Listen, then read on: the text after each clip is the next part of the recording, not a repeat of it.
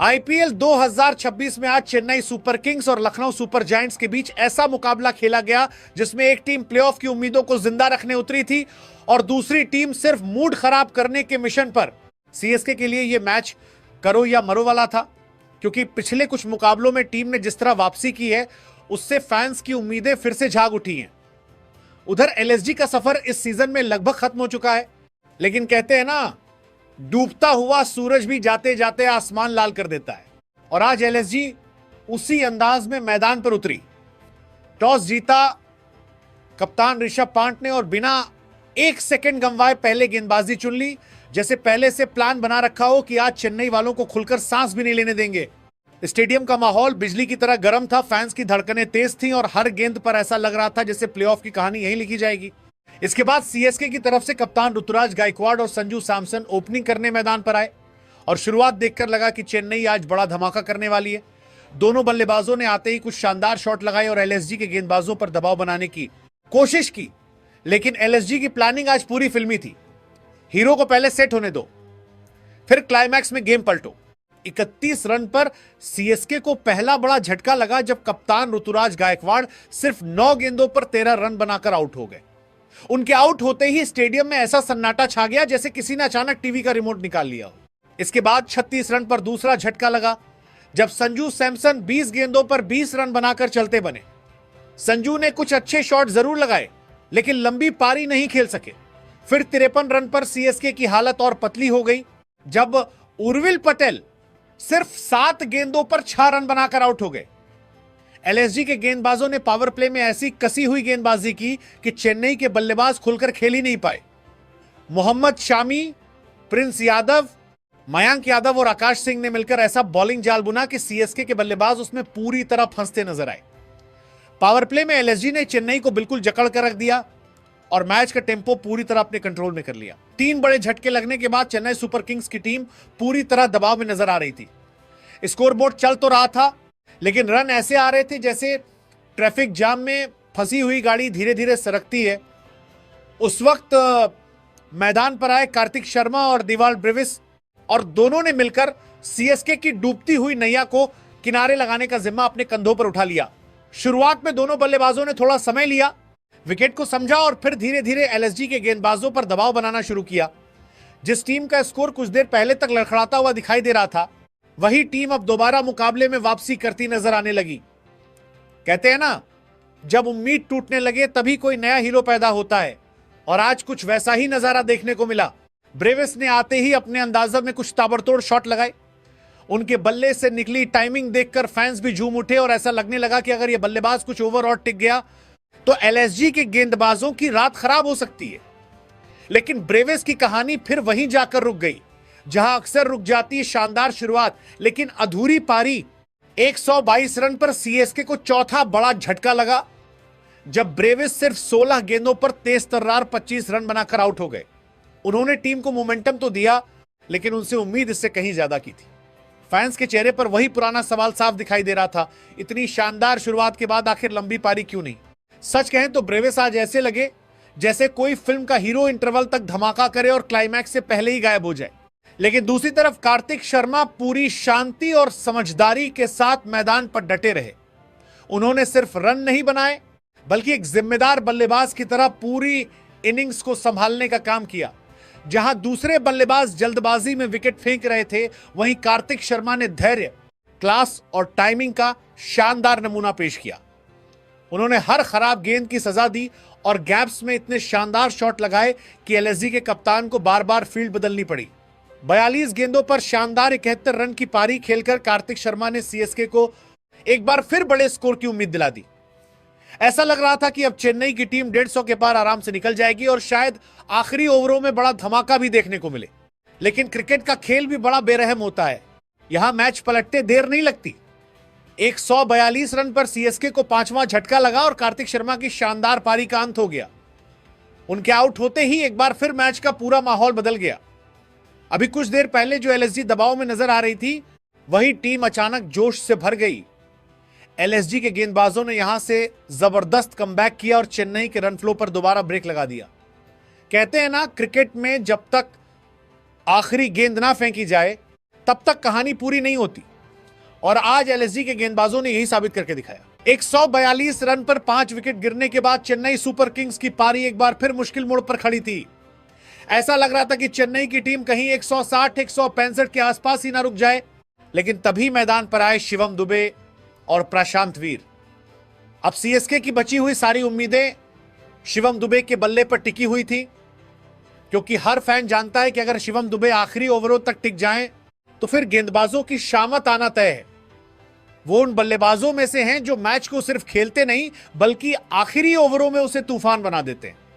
और आज जब टीम को सबसे ज्यादा जरूरत थी तब शिवम दुबे ने बिल्कुल वैसा ही किया। मैदान पर आते ही उन्होंने अपने इरादे साफ कर दिए कि आज रुकने नहीं, सिर्फ बरसने आए हैं।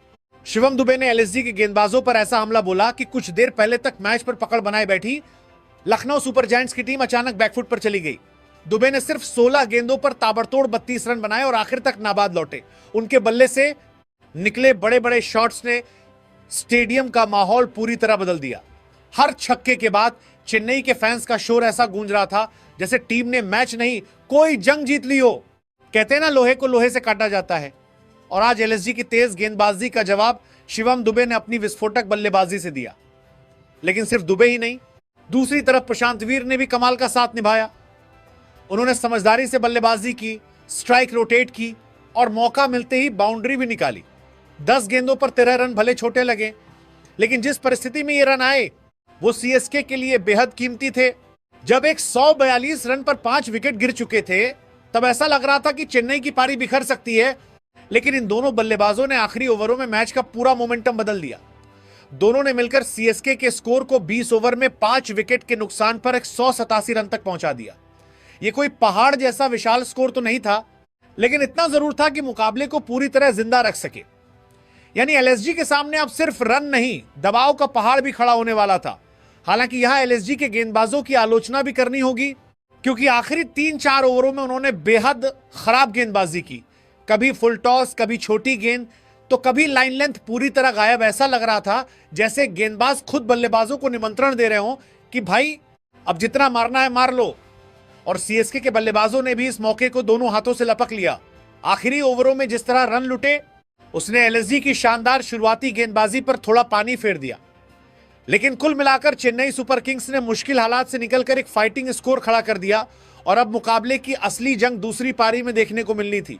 187 रनों के लक्ष्य का पीछा करने उतरी लखनऊ सुपर जायंट्स की शुरुआत ऐसी थी जिसे देखकर लगा ही नहीं कि यह टीम टूर्नामेंट से बाहर हो चुकी है। मैदान पर उतरे मिचेल मार्श और जॉश इंग्लिस, और दोनों ने आते ही ऐसा हमला बोला मानो आज सिर्फ मैच जीतना नहीं बल्कि चेन्नई के सपनों को भी चकनाचूर करना हो। पिछले कुछ मुकाबलों से यह ओपनिंग जोड़ी लगातार अपनी टीम को शानदार शुरुआत दे रही थी, लेकिन आज जो हुआ वो तो किसी तूफान से कम नहीं था। शुरुआत से ही दोनों बल्लेबाजों ने सीएसके के गेंदबाजों को बिल्कुल भी सेट होने का मौका नहीं दिया। हर ओवर में चौके छक्कों की बारिश हो रही थी और स्टेडियम का माहौल पूरी तरह बदल चुका था। ऐसा लग रहा था जैसे एलएसजी नहीं, कोई वीडियो गेम की टीम बल्लेबाजी कर रही हो। मिचेल मार्श ने तो आते ही गेंदबाजों पर कहर बरपा दिया।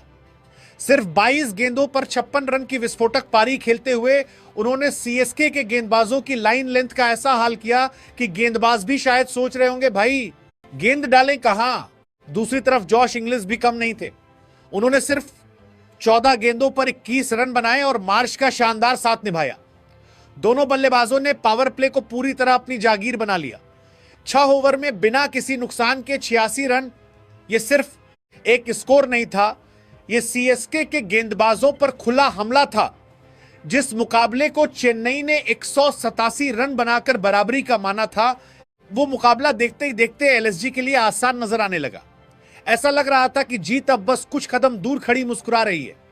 कहते हैं ना, जब किस्मत साथ दे और बल्ला आग उगले तो बड़े से बड़ा लक्ष्य भी छोटा लगने लगता है। और आज एलएसजी के ओपनर्स ने यही साबित कर दिया।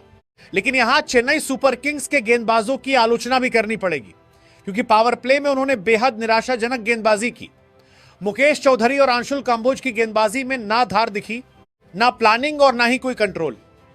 कभी छोटी गेंद, कभी लेग साइड पर गिफ्ट, तो कभी फुल लेंथ पर मुफ्त के रन। ऐसा लग रहा था जैसे बल्लेबाज नेट प्रैक्टिस कर रहे हों। एलएसजी के दोनों ओपनर्स ने इसका पूरा फायदा उठाया और सीएसके के गेंदबाजों को आड़े हाथों लेते हुए लगभग इस मैच को एक तरफा बना दिया। चेन्नई के फैंस बस स्टैंड्स में बैठकर गेंद को बाउंड्री पार जाते हुए देखते रहे और गेंदबाजों के चेहरे पर वही बेचैनी साफ दिखाई दे रही थी जो किसी छात्र के चेहरे पर बिना पढ़ाई के एग्जाम हॉल में होती है। पावर प्ले खत्म होते होते मैच का पूरा मोमेंटम एलएसजी के हाथों में जा चुका था और ऐसा लग रहा था कि सीएसके के हाथों से यह मुकाबला धीरे धीरे फिसलता जा रहा है। लखनऊ सुपर जायंट्स की ओपनिंग जोड़ी आज चेन्नई सुपर किंग्स के लिए किसी डरावने सपने से कम नहीं लग रही थी।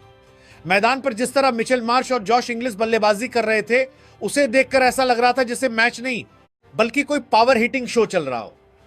दोनों बल्लेबाजों के बीच 100 से ज्यादा रनों की साझेदारी हो चुकी थी और उसी के साथ चेन्नई की उम्मीदें भी धीरे धीरे टूटती नजर आने लगी थी।